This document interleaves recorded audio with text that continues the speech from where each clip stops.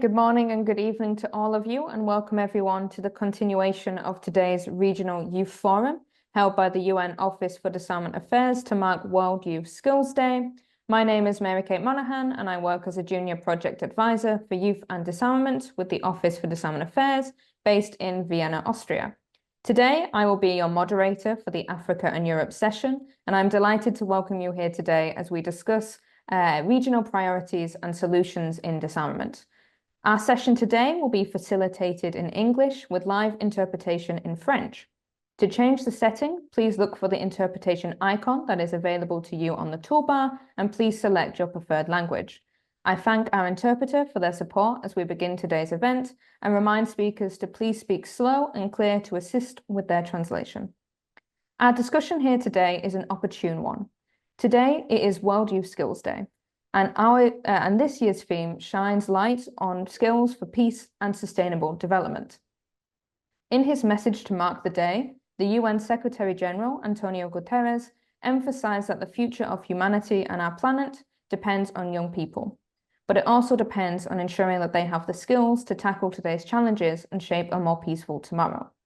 Made possible with the support from the government of Germany, today's forum provides us a chance to connect with the UN Youth Champions for Disarmament from Africa and Europe to explore ways that ensure young people are engaged, educated, and empowered to act as agents of change and to help establish a safer, more secure world.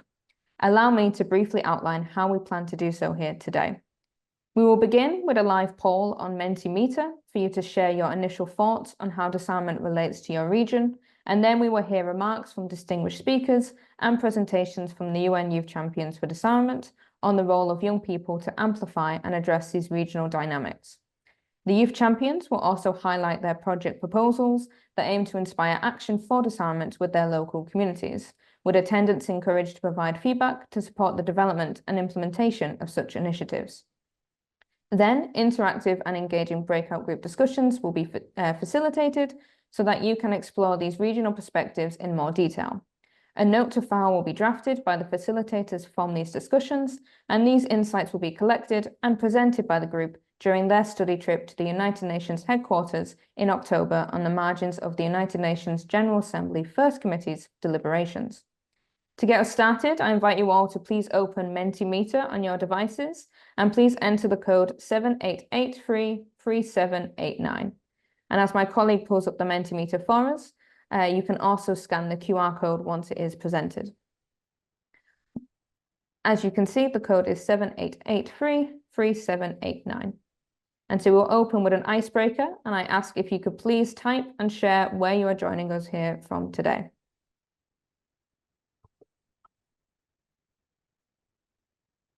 Let's see how diverse our audience is, and hopefully you are able to access the Mentimeter quiz. Okay, so Belgium.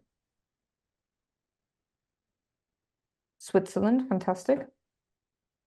Washington, D.C., a little further than Europe and Africa, but welcome to the session all the same. From the UK. I'm hoping to see some people joining from Africa, so please do share where you are joining us from. And if you have a question, please put it on the chat so that I can help you with any issues that you may have. Okay, perfect, Ghana. We also have New York.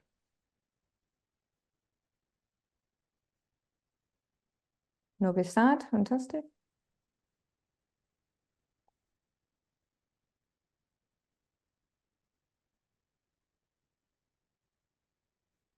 United States again, okay.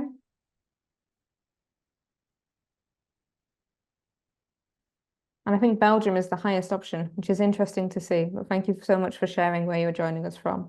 We'll now move on to the next question, where we are asking if you could please let us know what is your gender, and your responses will help us support the work towards the office's gender policy, which provides a framework for the office to facilitate progress on gender-responsive disarmament, arms control, and non-proliferation, as well as contribute to gender equality. And so far, oh, we did have gender parity for just a second. Oh, this is looking good though. So we have, I think, 3 female and 3 male.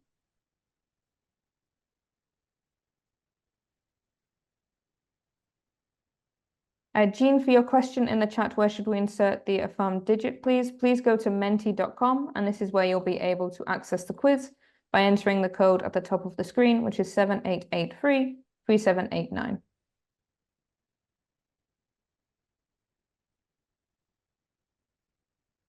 Dorothy, thank you so much for joining us from Croatia. Welcome to today's regional forum. Okay, great. Thank you, everyone. We'll now move on to the next question, where I'm going to ask you, what word comes to mind when you think of disarmament? So this could be any word that you associate with the word disarmament. Okay, great. So far we have security. Necessary. Humanitarian. Peace. Okay, fantastic. Wonderful. Okay, peace seems to be the outright winner already, which is good to see. Prosperity as well, though. And trust. Peace and stabilization. So far, I'm really enjoying that we're thinking about the abstract, how disarmament can help us. So we're talking about peace, safety, humanitarian. Okay, wonderful. Thank you very much, everyone. And also negative peace as well. It's important to remember.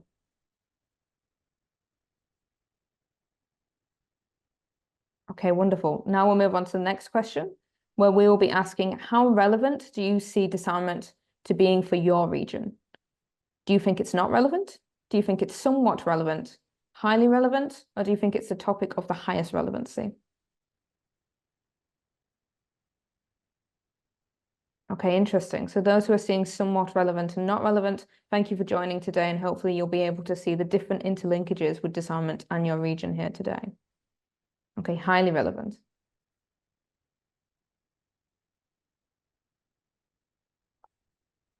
Okay, fantastic. So it's good to see most of you do see it as highly relevant, but as I said, it's good to be also be engaging with you if you don't see how disarmament may relate to your region, or if it's only somewhat relevant as well. And so then we'll move to our final question, which is, how aware do you think your local community is of disarmament issues? Do you think they're not aware? Do you think they're aware about specific issues only, or somewhat aware, or highly aware and active? Okay, so already not aware, or somewhat aware. It's interesting to see that some of you are not picking highly aware or active, and hopefully today we can find ways to change that in our local communities as well. Okay, it seems we have our work cut out for us if a lot of you are saying not aware, but only aware about specific issues. So that's great that we have this data to really catapult us for our discussions here today. Okay, so thank you very much, everyone, for your active engagement as we begin today's event. I'll now close the Mentimeter. And as I said, it's fantastic to hear that some of you are here to try and learn more about disarmament, but also to hear ways of how you can engage your community so that we can have some action towards disarmament as well. Now it is my great pleasure to introduce a video message by Ms. Rada Day, Chief of the Regional Disarmament Information and Outreach Branch of the UN Office for Disarmament Affairs, to welcome you to our Regional Youth Forum. UN Youth Champions for Disarmament, youth leaders, distinguished participants, thank you for attending today's Regional Youth Forum, held with the UN Youth Champions for Disarmament on the occasion of the World Youth Skills Day. As part of the year-long training program, the Youth Champions have embarked on a learning journey, participating in expert-led webinars and self-paced courses to gain a solid foundation of knowledge on issues related to disarmament. Today's event provides an opportunity to support the next stages of the Youth Champions' work in connecting the global disarmament discourse to regional dynamics by discussing approaches to engage local communities. United Nations Secretary General Antonio Guterres has made a major push to engage and empower young people, recognizing their participation as essential for identifying new solutions that will secure the breakthroughs that our world urgently needs. Our Common Agenda policy brief on meaningful youth engagement in policy and decision-making processes reiterates the importance of youth as crucial actors in strengthening peace and security, and of the need to more accurately present youth as positive and constructive social agents. This is so true. Youth mainstreaming is important as young people are the drivers of sustaining peace, economic development, and technological innovation. We remain committed to working with and for young people to create effective youth-led and youth-inclusive solutions. I sincerely believe that you, as critical thinkers, change makers, and innovators, can help us prioritize what matters most to the people and the planet. I have 3 points that I would like to share with the young participants here today, and that perhaps are inspired by my own journey. First, be brave. Make your point and don't choose to remain silent for fear of saying something wrong or anodyne. On the contrary, what you think may be wrong or naive may be the exact idea needed to make a difference and inspire change across different domains. Today's events provide a safe space for frank and thought-provoking exchange, utilizing peer-to-peer learning to ensure your voice is heard. Second, focus on the regional dynamics during your conversations.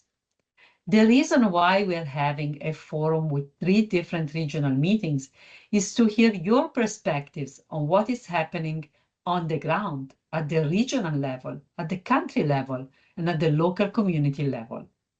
I believe that every one of you, each and every one of you here, can contribute with answers to the disarmament priority issues in your community, in your country, and in your region.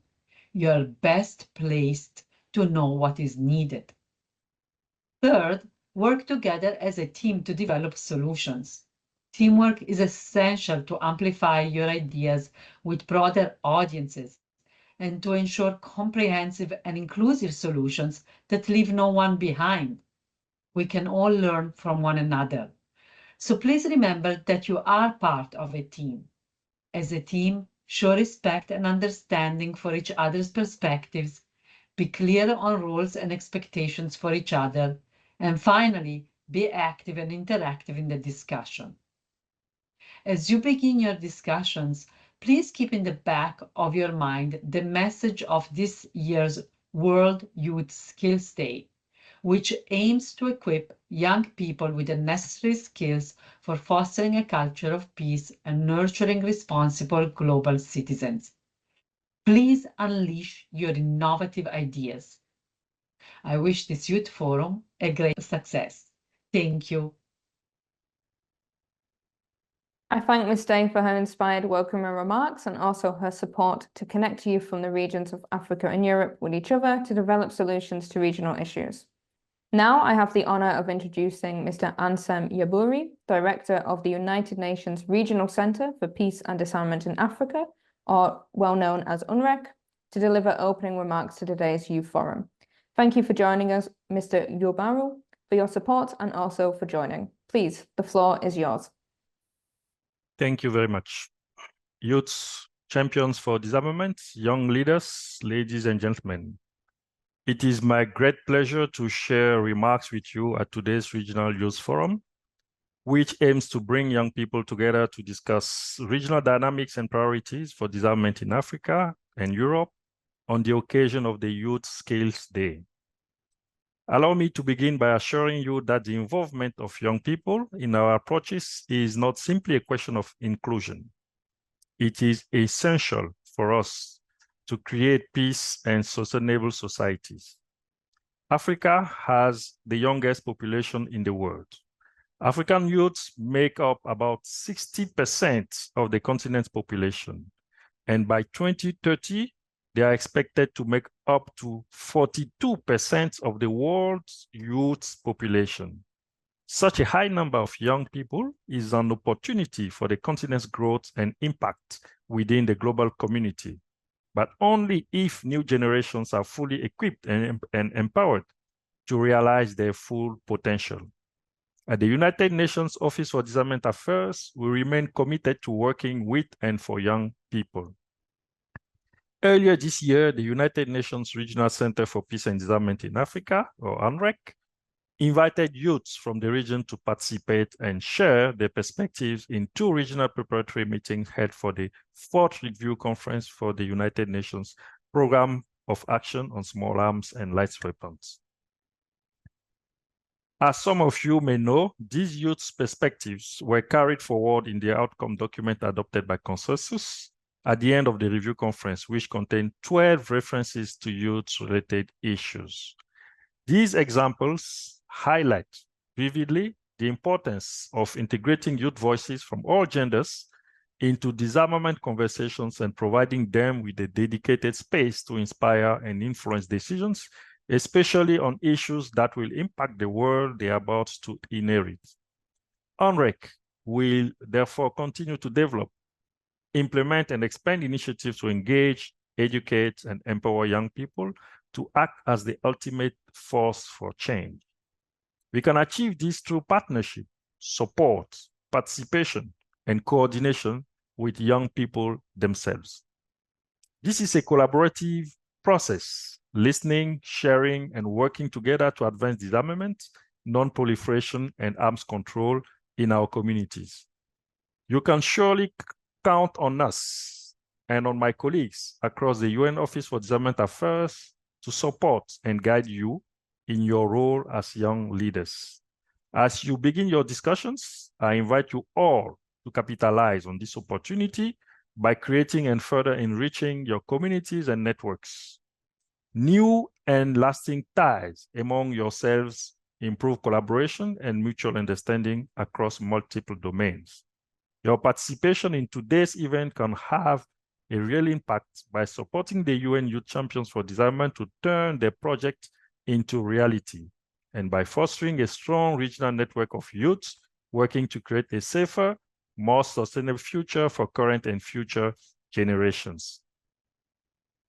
I wish you insightful and informative discussions ahead.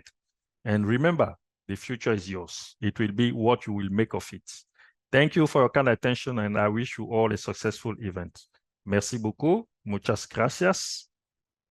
Bolshoe spasiba. Shukran jazilan. Asante sana.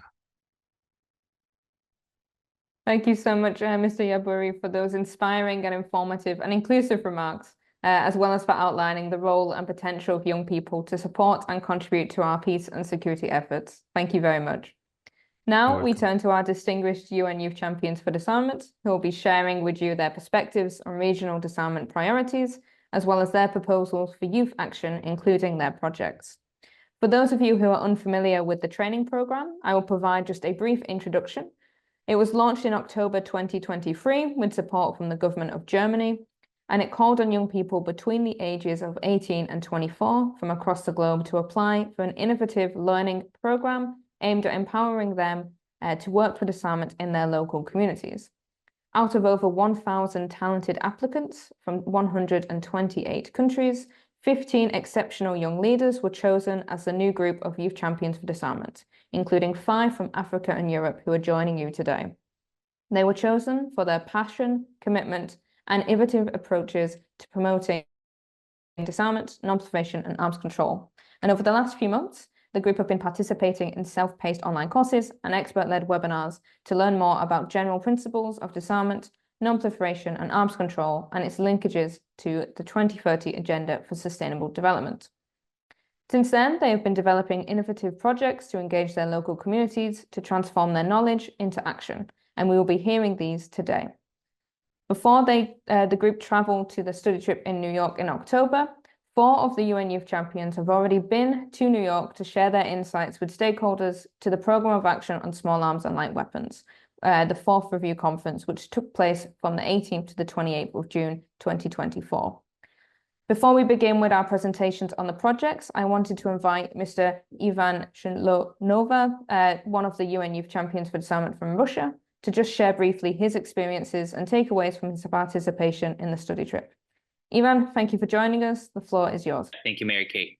Yeah, so in the last weeks of June, 3 other youth champions and I attended the 4th conference to review progress made in the implementation of the Programme of Action. So the Programme of Action was initially adopted in 2001 by all UN member states, and it is a politically binding instrument that really helps us prevent, combat, and eradicate the illicit trade in small arms and light weapons. In 2005, the General Assembly adopted the International Tracing Instrument, which essentially lays forward a framework for cooperation in weapons tracing. Tracing weapons is indeed not an easy feat, and the ongoing conflicts seem only to add more fuel to the fire. I will dwell on three issues or trends that really fit within our regional theme and discussions today. The first one is recognizing the differential impact of illicit small arms and light weapons on men, women, as well as boys and girls. Although men are the primary victims of firearms violence, women make up the majority of victims of intimate partner violence and are especially vulnerable in the time of armed conflict. Furthermore, the impacts go just beyond just physical harm. It leads to severe economic, social consequences. And the outcome document that the conference produced contains several statements on the issue, but was obviously very clearly watered down to a more descriptive rather than action-oriented language. Some states even explicitly distance themselves from the paragraphs on differential gender impact of small arms and light weapons. It's important to note that a gender perspective per se was not previously brought forth before the conference. And from, in my opinion, it's a big leap forward. And there's so much more work cut out for us to mainstream this painfully obvious but politically contentious issue of gendered impact of firearms and light weapons. Another point I'd like to make is keeping youth in the picture. Youth are affected both as victims and as perpetrators of armed violence. Association with armed groups subjects youth to chronic persecution, displacement, and inability to access essential services, and invisible effects on their psychological and social behavior.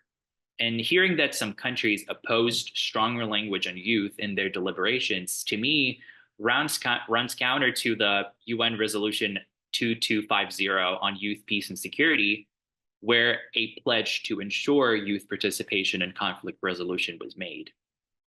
And finally, emergent technology. 3D printed guns and firearms have inundated developed and underdeveloped countries alike.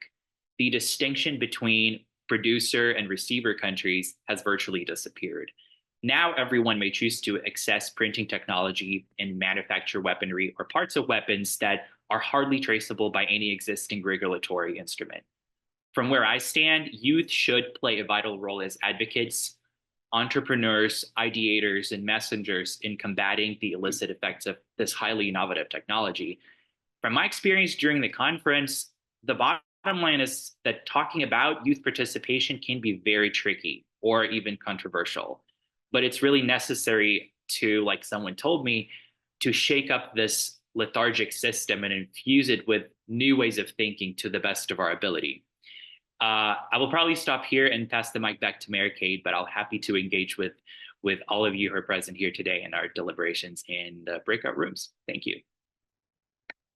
Thank you so much, Ivan, for that fantastic overview and for noticing not only the youth linkages, but also the gender linkages that were discussed, and also for highlighting that although it was controversial, there were 12 references to youth that made it to the outcome document that was adopted. So there is some positivity as well and optimism as we go forward. And thank you again for that overview.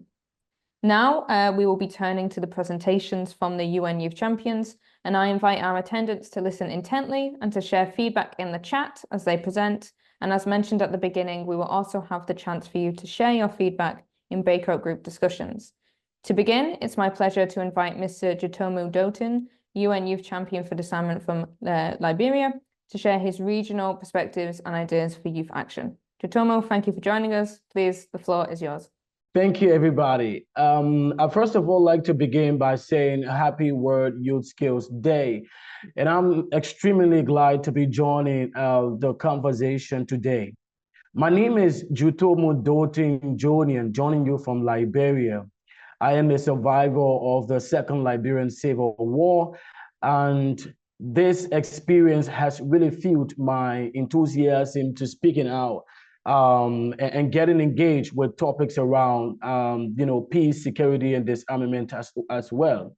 But Liberia as a nation in West Africa, have experienced a devastating civil war from 1989 to 2003, most of you know. And this experience actually led to the death of an estimated 250,000 people, with women and girls being raped and over 10,000 child soldiers recruited.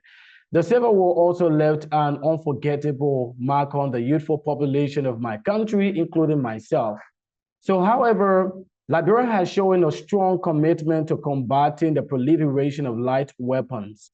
The country has taken significant steps to align its national laws with international standards, particularly the Arms Trade Treaty, and so many. Liberia was the first country in the ECOWAS region to fully, domesticate the ATT by amending its Firearms and Ammunition Control Act of 2015. Despite efforts made to restore the hope of Liberians and rebuild the country, young people who make up 64% of the country's population are still experiencing high level of unemployment, lack of educational opportunities, and as the result, they are abusing drugs at a very high level and engaging in several risky behaviors. These issues, of course, put the country at risk and, at risk to returning to its dark days if not much is done. Howbeit, educating young people about peace and security is very crucial in Liberia. And that's why I have developed a project titled Bridging Generations for Peace, engaging Liberian youth in intergenerational dialogue on disarmament. This project is aimed at empowering vulnerable youth, students, and communities through education and dialogue on peace, security, and disarmament. Our project, which is going to be, led or implemented between August 2024 to October 2024, will utilize a mix of in-person and virtual activities, including workshops, intergenerational dialogues, and regional collaborations to achieve our objectives.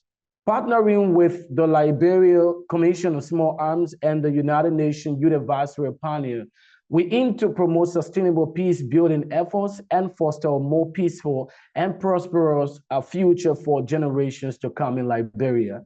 Thank you, and thank you. Thank you so much, Shutomu, for sharing your fantastic project idea, but also your personal story as well, and showing how this has inspired and motivated you to act for disarmament. And I also want to commend you for adding intergenerational dialogue as one of the key features, which I think will be crucial for going forward. So thank you very much for joining us and for sharing once again.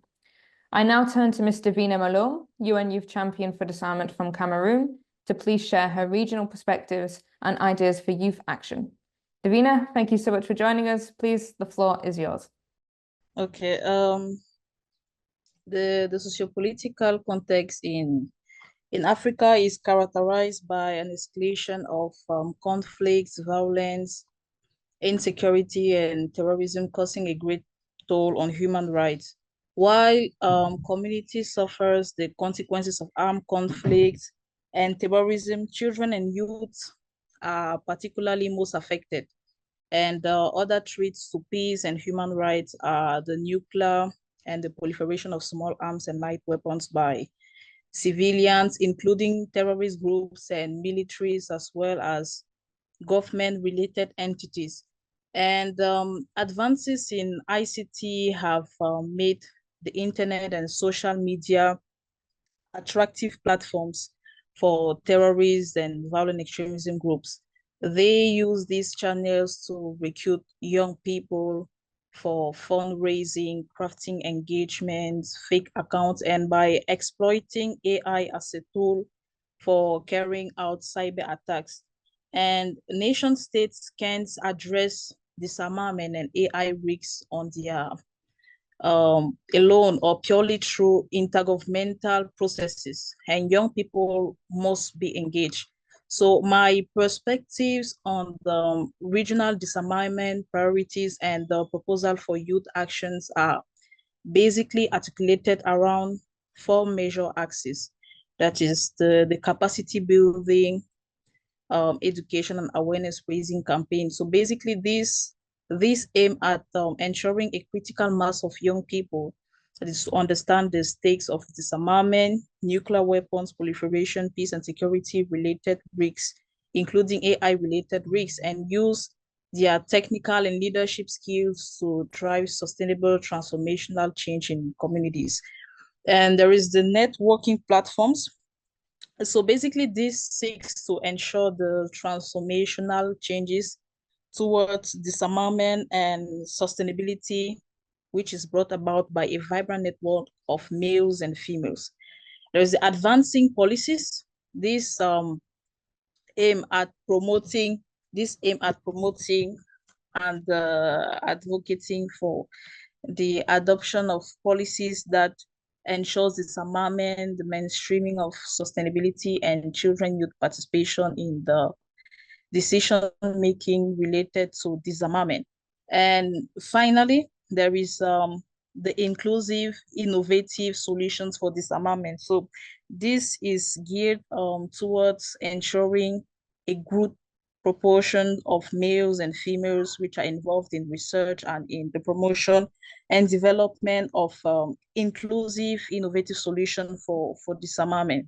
So there are many outreach being proposed under these different axes. So I'm just going to cite few. That is for the capacity building, education and awareness raising, organize outreach, capacity building workshop, webinars and conversation on the stake and challenges of disarmament, arm proliferation and international binding instruments regarding peace and security, disarmament and arm controls. And also there is a role of young people can play to ensure the peaceful application of civilian AI technology to counter online terrorism and bolster international peace and security. So for the networking platforms, we engage with global youth networks, that is the Pan-African Youth Networks, the UN agencies and other stakeholders dealing with nuclear weapons, non-proliferation, disarmament, and AI innovative to foster conversations on the related matters.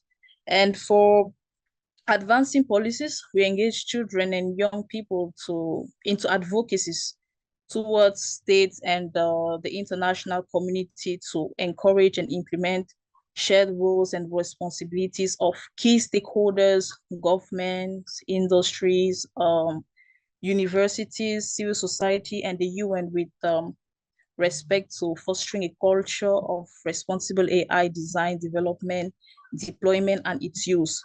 So finally, for the inclusive, innovative solutions for disarmament, the aim is to promote research aiming at increasing responsible AI initiatives, which aims to develop AI peaceful applications and provide ethical guidance to AI practitioners and help them foster and mitigate the possible negative impact of their work, and develop creative comic posters and art for peace and disarmament to raise awareness of the need for weapons, disarmament, and to inspire children, young people, and citizens across the continent. So basically, this is what I can say. And I will just end this by giving a major key takeaway that if you want to see peace in your community, you must be the peace or the change you want to see, because change is a change unto the change. Change is the changer. Thank you. Thank you so much, Davina, for that really inspiring ending, especially for being, it's so true that it is down to the youth to be the peace that they wish to see. And thank you so much for sharing about your project, which has this multi-layered approach to really tackling these different regional issues that are prevalent, but also by including all stakeholders as well. So thank you very much. It is now my pleasure to invite Mr. Mihailo Makovic, the UN Youth Champion for Disarmament from Serbia, to share his regional disarmament priorities and also his proposals for youth action. Mihailo, many thanks for joining us. Please, the floor is yours. Thank you, Mary Kate, and hello everyone. Also from my side, welcome to our Regional Youth Forum, and I hope you've been enjoying so far and that whatever we're sharing here is insightful enough.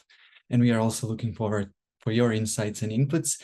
So to begin my presentation, I have to reflect on this regional word, because when you come from Serbia or countries like Serbia, this word can take many multiple identities with itself. But when I discuss my project, I will focus on the national and local community level. But when you're from this region, it can either refer to the Balkans or the Western Balkans, or just the ethnic belonging. And whichever way we look at it, one thing is in common, and that's wars, conflicts, most recent Balkan wars, I mean, the civil war and the breakup of Yugoslavia, which resulted in, concretely to speak for my country, 18,000 firearms collected after the 3rd and 4th of May last year, which were actually day after day mass shootings that happened quite recently, a year ago, but also they didn't happen for a while in our region. And then one day after another, we had a school shooting where a 13-year-old boy shot 9 of his peers and a police officer in his school. And then the next day, while the nation was in complete shock, we had another mass shooting, which took 7 more lives and total of 21 hurt people. So as I mentioned, there were many, many wars that characterized my region, and that also added to the notion of what regional means. But to go back to my own national environment and my own country, after the 2 shootings, we had a 2-month of amnesty where various ammunition types and firearms were collected without any legal repercussions. And actually, as I said, 18,000 firearms were collected within 2 months, which speaks volumes, 4 million rounds of ammunition, and 26,000 explosive devices, which, I mean, the fact that a young person comes from such community and such region, I cannot even think of the number that would add up if we took a peek at all Balkan countries after all the wars. One thing that was connected as well is this notion of masculinity and patriarchal society, where it is just a norm to possess a gun, not necessarily for those values, but for protection. And then who is the protector? Obviously the men, which also resulted in women being the primary targets when it's any crime within the family, especially femicides. And the major portion of femicides was done with a gun or any other firearm. Another result that I tackled when I was thinking about my project was the fact that Serbia was ranked 3rd in the world, tailing Yemen and the US when it comes to arms per capita, which is actually 39.1 per 100 persons. So that's how many firearms there are per 100 persons, 39.1, which is a huge number, especially when compared to the US, which is obviously a superpower, especially in military terms. But this is not military, this is actually citizens who are belonging to general population. And this was done by Swiss Small Arms Survey. So another problem that arose from this amnesty 2 months collection period was that many of these collected firearms and other types of weapons just disappeared. They were not tracked or recorded. So there's lots of speculations about the black market, obviously, and the role of the country and the government and institutions that were responsible for it. Another topic that arose was shipping those guns and firearms in general to the Ukraine, which became a hot topic as well here, especially with the preconceived notions of the allegiances and stuff. And I mean, the black market, it was present, forever present, even before that. So all of this made me think about how can young people in such a country that's so normative in the sense of having a gun or other types of ammunition and weapons in terms of small arms. How can a young person contribute? And that's why, even though Mary-Kate announced that we will be all sharing our innovative projects, mine is not going to be that innovative because it will be quite traditional. I'm planning to do a conference plus a series of workshops for young people, but conference will mainly be the starting point because nothing has ever been done actually in relation to disarmament. It is not a hot topic here. It is not a fancy word to learn. If it's learned, then it's in the context of nuclear disarmament and only for the educated individuals. And even there's lots of misconceptions in relation to the nuclear bombs in Hiroshima and Nagasaki. So not much than that is known anywhere. Anyway, so my idea was to at least start a conversation and to see which stakeholders, mainly those responsible for youth development, but also social development and security parts of social development, which is law enforcement and such, how can they play a better role in addressing this issue?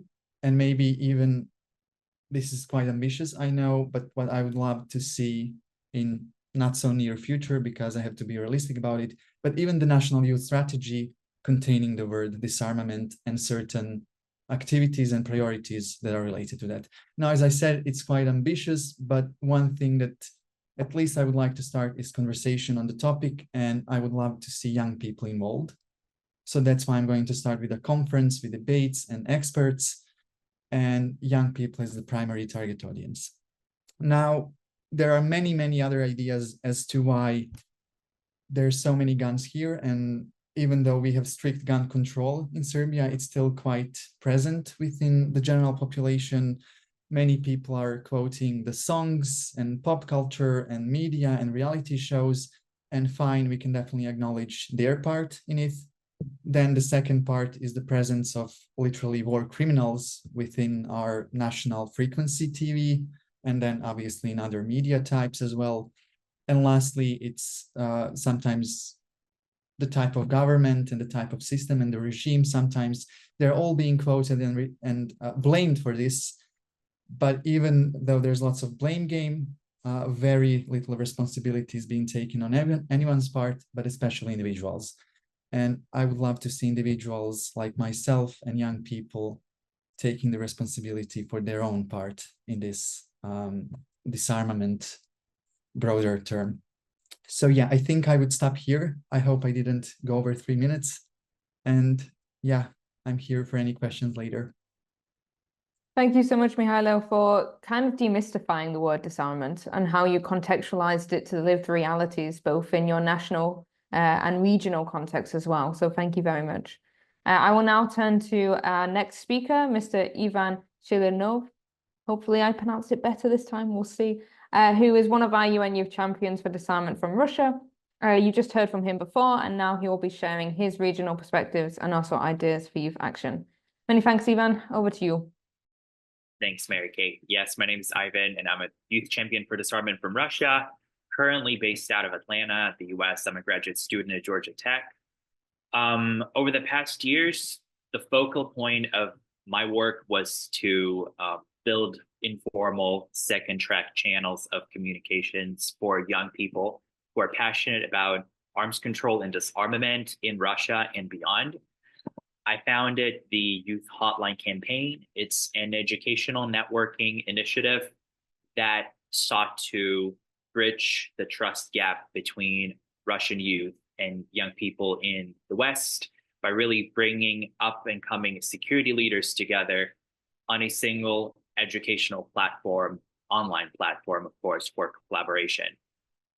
And as I saw that project come to life, it indicated to me that really personal bonds and networks are the cornerstones of disarmament and arms control efforts, be that between Russia and the United States or in general, although those efforts at this point seem to be too distant. And a lot of people that I've talked to so far are very hopeful, but at the same time, realistic about the prospects of arms control and disarmament. And this really brings me to the project that I'm developing as a youth champion. So as a student at a major technological university here in the US, I see cross-field collaboration as an opportunity to broaden the conversation on disarmament and non-proliferation by putting the latest technological advancements into the perspective. Let's say artificial intelligence, 3D printing, autonomous weapon systems are initially intended to keep the human out of the loop.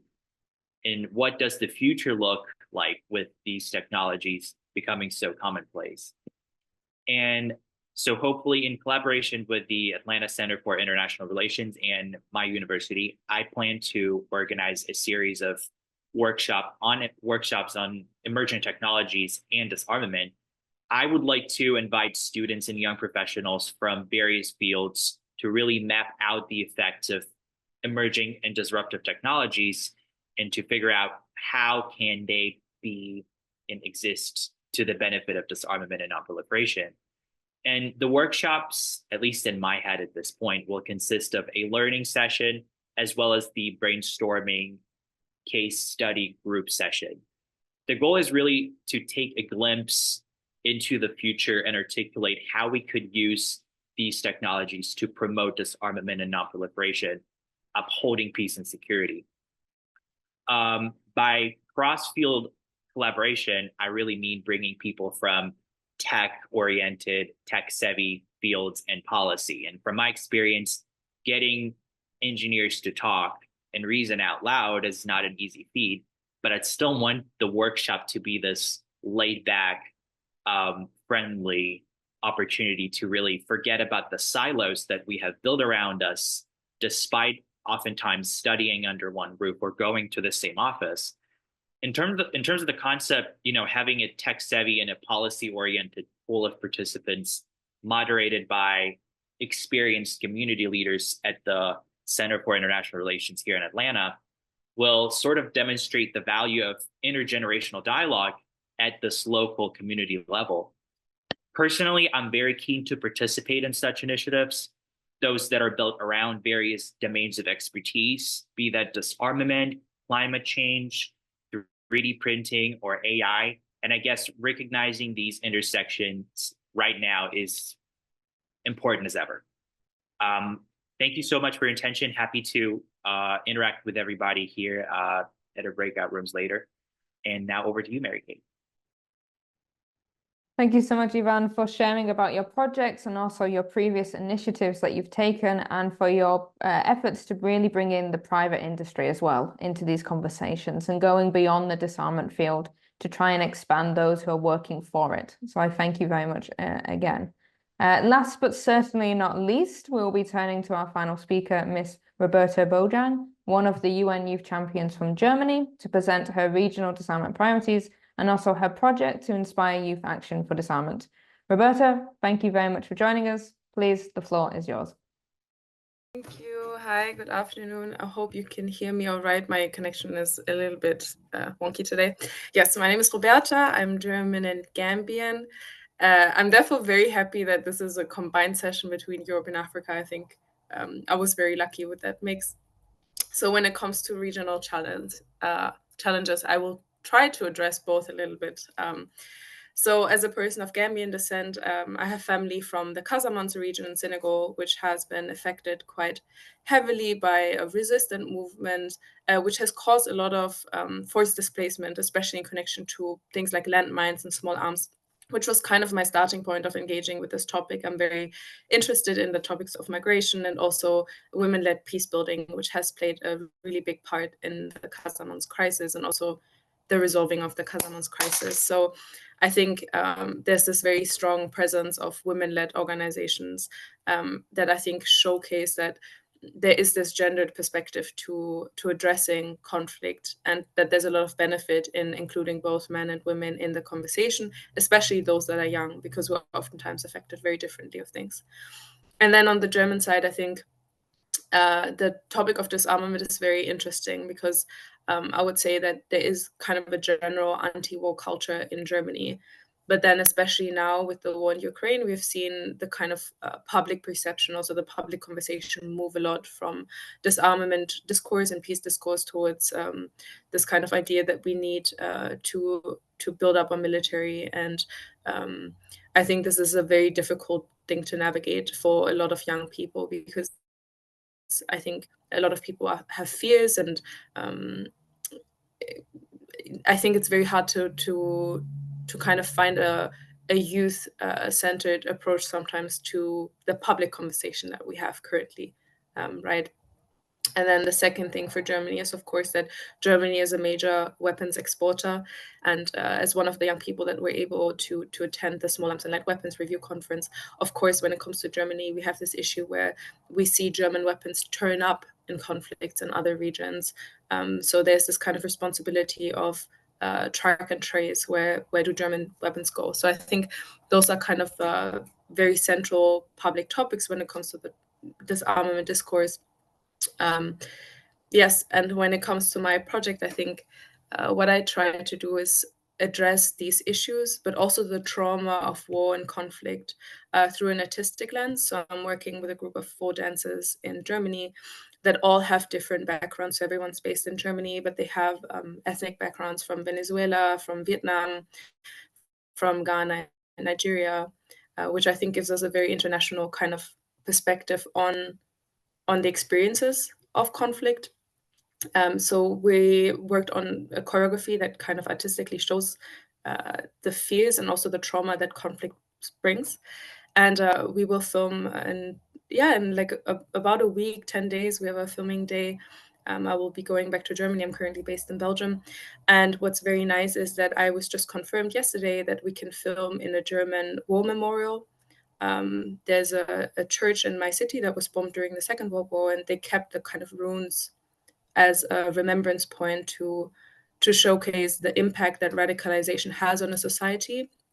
And of course, then this leading to war, which I think is nice, because we have the choreography addressing the issue. We have the dancers that have a connection to the issue. And now we also have a place that we can film in, where they're also currently hosting a gallery on the topic of radicalization. And this gallery specifically about the protests they had in Warsaw against war and the Nazis. So I think this will be a very full experience that hopefully we will be able to share on social media to engage a new audience with the topic.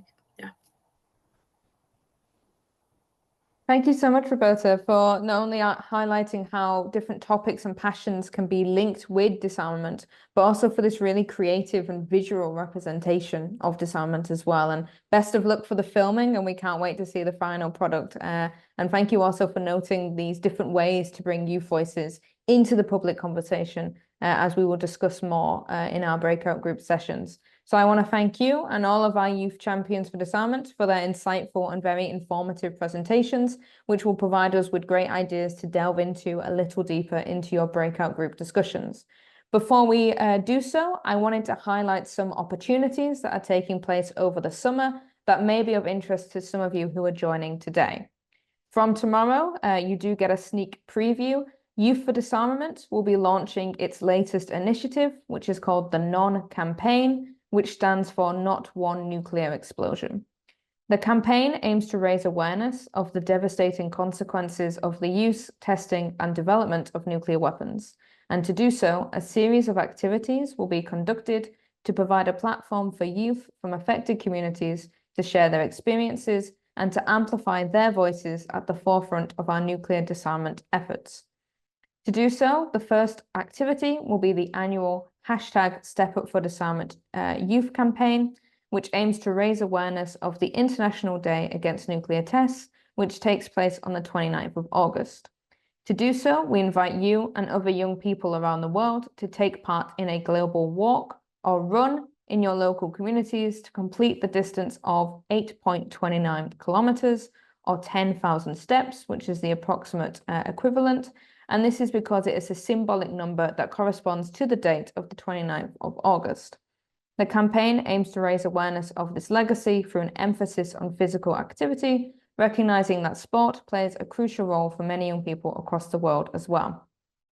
Another activity that will be taking place is something called the No Hand campaign, where participants will be invited to write on their hand the word none and to display it as a stop motion and to post this photo on their social media to showcase their activism against the use of nuclear weapons. And this campaign will be running from the 29th of August to the 26th of September, which is the International Day for the Total Elimination of Nuclear Weapons. So please keep an eye on our social media, as well as the Youth for Disarmament website for the official announcement and instructions for how you can participate. If you would also like to learn more about disarmament over your summer, another helpful resource is the Disarmament Education Dashboard. Home to over 30 self-paced courses, the dashboard is UNODA, a UN Office for Disarmament Affairs global online learning platform, and it offers free courses on a wide range of topics related to disarmament, non-proliferation, and arms control in various formats, including short introductory modules and also longer, more in-depth courses. Most of these courses are available in English, but some are also available in other languages, and new courses are added quite regularly. So just last week, we have 2 new courses, one that explores new and emerging technologies with nuclear weapons, and one on youth and disarmament. And when you complete these courses, you also obtain a certificate that you can share on your LinkedIn. So I hope that these activities and different resources can inspire you to continue your learning journey in disarmament, and please do follow us on social media to learn more. With that, we will head to our official breakout group discussions, where you will be able to meet in smaller groups. Before we do so, I just wanted to thank our interpreter for joining us here today and for providing an avenue for more inclusive discussions through French. And I also wanted to thank Mr. Yaburi for his ongoing support and for listening with these proposals and delivering opening remarks. Thank you to you both. I now ask for my colleague to please arrange the breakout groups. You will be joined by one of the UN Youth Champions, who will act as a facilitator with questions to steer the conversation. And please make sure that you have a spokesperson that is assigned to your group, as you'll be sharing your insights when you return to the main plenary. You have around 45 minutes to discuss within these groups, to share your feedback, to share your own disarmament priorities, and I look forward to hearing what you discuss later on when we return to the wider plenary. If you have any issues, please do return to the main room and I will be able to support you. Thank you very much and good luck with your deliberations. Just to let you all know that we're finishing now, everyone's returning, but if you have any final thoughts, please do share just briefly. Thank you. We occupied the main room. We love to be in the... That's right. Yeah, I think we had a very interesting conversation actually, and then we talked about a lot of questions, and then we tried to sample ideas. Yeah, it's good. For me, I think disarmament is very important because the youths, leadership is becoming more complex than it used to be, especially coming from Africa. I don't know about the rest of the world, but it is really, really getting more difficult than it used to be right now. People now believe more in self-defense. A lot of people, thinking of self-defense, I have to provide for myself, I have to defend myself. That's a difficult place to come from, actually. So I think I just want to encourage the Department of Disarmament, United Nations, to do more, and engagement like we have done today is a very good opportunity for people to air their views, and we can learn from each other. Then the department can continue to enhance its impact, and then probably we can get much more results in future, probably now or in future.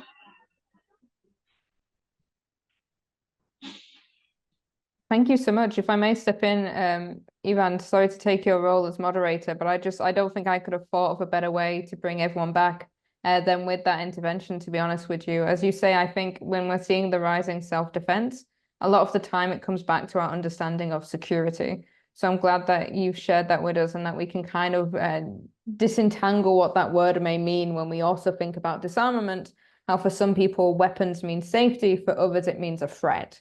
And so I think it's important that we start having these conversations, both in the regional perspective, but also in the global. So I want to thank you for sharing that. And before I open the floor for the other groups to share, Liddy, if you would like to share anything as well from Ivan's group, the floor is open. Yeah, I took a few notes. I feel like we had a very in-depth conversation about lots of different points, and that it kind of ended up a bit nebulous. But we were talking about kind of the issues that we face, like a lot of people are unaware of issues. how do you combine like advocacy, awareness of, and also like the idea of the consequences of weapons use. We talked about the importance of building relationships between communities and also just between people generally, especially kind of on a more international scale.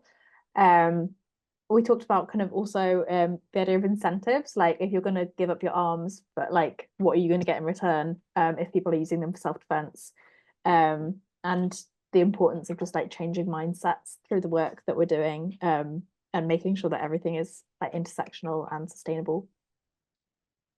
Fantastic. It sounds very fruitful and productive. And thank you also for sharing about this human connection, right? That really can impact how people see disarmament, but also peace and security more widely as well. So thank you for sharing and starting our wider plenary discussion. I'd now like to ask if the spokesperson from Mihailo's group would be comfortable to share any insights. There'll be around 2 minutes. Okay, actually, we didn't assign a spokesperson because our room structure changed quite a bit, and then some people left, some didn't speak. So I'm gonna share quickly what I managed to write down, and then Roberta and Alejandra were there as well, so if they want to jump in, feel free. So something that we definitely saw as a trend is the understanding of disarmament and what it is. Well, actually, the lack of understanding. Then also some, not double standards, but quite duplicitous, let's say, processes and policies by institutions or international communities, such as even European Union, where there's lots of efforts put into defense, but that means not tackling the root causes of conflict that ask for defense, but actually militarizing and putting budgets into proliferation. So it was really good to hear one of the persons speak about this, and then comparing that to another local level, local community that they come from, which is Central African Republic, where, for example, the guns are so present that you just see them in the streets, you see tanks, you see regular policemen not wearing guns, but like huge automatic ones, which then also put me in perspective, like how different locals and different histories of our countries and our regions really contribute to the image and perception and what you can see literally in the street. For us here, it's mainly pop culture and movies, and then obviously households, but in some cases, it's literally in the streets. We mentioned the US and how easy access there is to guns. Then I reflected on, for example, as I mentioned, last year's school shooting and mass shooting. We here in our region didn't have any experts in the field, so no one from the law enforcement knew how to approach this. So we actually had to import experts from the States, which also shows the profile of expertise and people involved in these issues and challenges, how sometimes our hands are just tied. And I think the general trend is that everyone's hands are tied when it comes to non-proliferation, because it's so different depending on where we are. We mentioned femicides again, and it was shocking for me to find out that 11 women per day are killed in Mexico. That's, yeah, something to really, it took a moment to grasp. So then we tackled the role of young people and what it means to meaningfully participate as opposed to tokenistic participation and being a decoration in the room. We also mentioned other programs such as UN Youth Delegates and compared it to this training program and why such training programs are much better and more meaningful than delivering the cover of the country. And I think, yeah, sorry, my notes are all over the place because I was trying to write down everything. How we would tackle this and use the youth power, definitely through workshops and education, through arts, as Roberta will do, raising awareness, obviously, and also promoting mental health, which is another issue and challenge that we are facing directly connected to proliferation and armament, because many people are feeling anxious, especially in those local communities where you can see guns all around you, where femicide rates are really rising, or just youth radicalization, such as in the Balkans. So we recognize mental hygiene awareness as another symptomatic approach, let's say, of tackling the root cause, because it's, again, enchanted circle. And I would stop here so I don't go over time.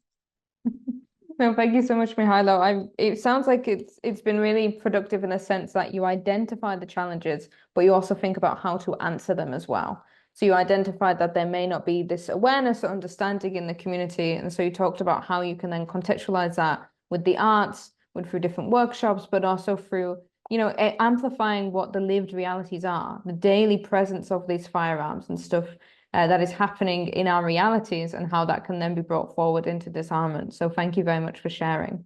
I'd now like to ask if there is a person from Davina's group who would like to share any insights from your discussion. The floor is open. Basically, I don't really have any feedback to give because we were 3 of us in the group, and then 2 faced connectivity issues, and 1 had a mic issue too, so he couldn't communicate.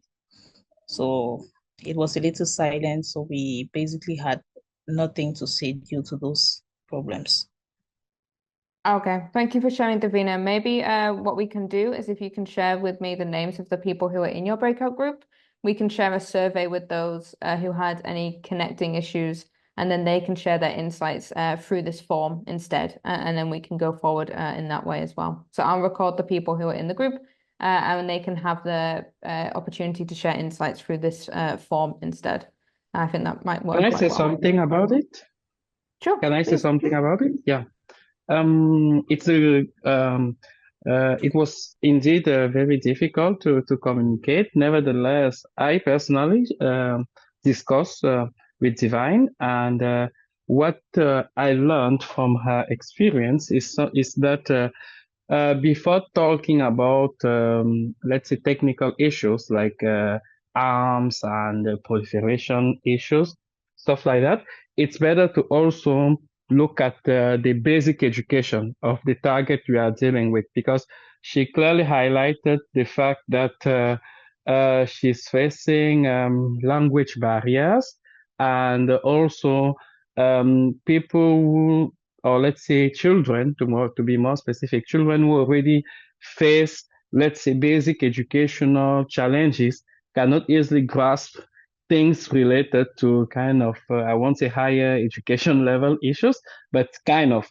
So of what the lesson I drew from that is simply that, addressing proliferation issues is a 2 layers or should be a 2 layers process, like basics to the target, to the audience, and then try to relate the technical issues to their own daily perspectives in such a way that the message can easily be communicated, and then achieve more, let's say, easily the goals that had been set.